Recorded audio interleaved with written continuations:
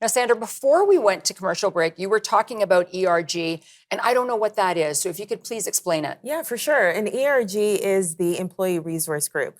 I created one, I co-founded one with a few members of our company, and we created one for the Black group, and it was called Candid, and it still exists today. And the purpose of it was really just to create a safe space for Black employees within Group M to have a place where they can come to convene and talk and share some of their challenges. And that's something that I'm really proud of.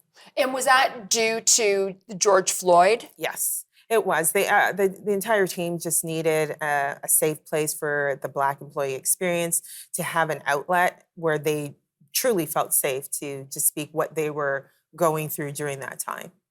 I think a lot of people were going through stuff at that time because it was just a horrific time, and there was just so much going on. For sure. I want to segue to leadership. Yeah. Because you were co-founder of the ERG movement organization.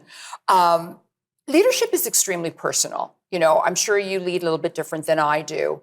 And I just want to know what how do you lead? Is it very similar to females in your firm, or maybe some of your male counterparts? Or do you just, focus and do it all on your own?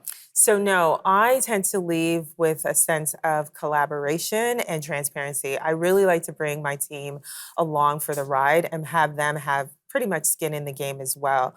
I've been known to be an individual that really sort of goes under the hood, understands the client challenges, the business problems, et cetera.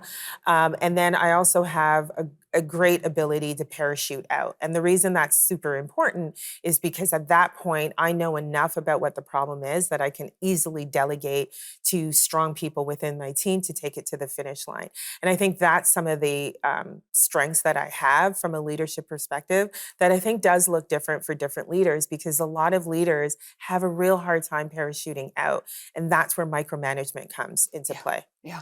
It's interesting that you said you like to delegate, because I read somewhere that a lot of women who suffer from imposter syndrome want to have the perfect experience and don't want to delegate. They want to do it all themselves. And I think that ends up being a problem for individuals. Because, we need to surround ourselves with great people. We need to surround ourselves with smart people to get to that next level. Yeah, absolutely.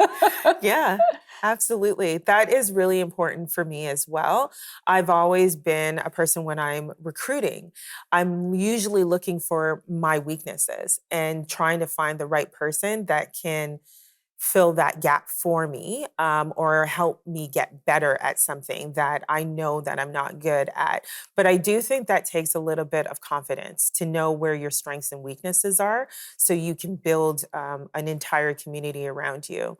And that way everybody is successful. Absolutely. I want to step back and talk about the impact of the pandemic on women in the workplace. You and I were talking about this earlier, and you said that you had read a McKinsey report. Yes. Yeah, so I had read, so I think there's definitely going to be a setback in terms of women in leadership positions. I think before, although it was very slow, I think we were seeing a lot of progression, positive progression of women in leadership, about a quarter. I read in the McKinsey study that at least 1 in 4 women have decided to either exit the entire workforce altogether or have taken significant decreases in demanding roles.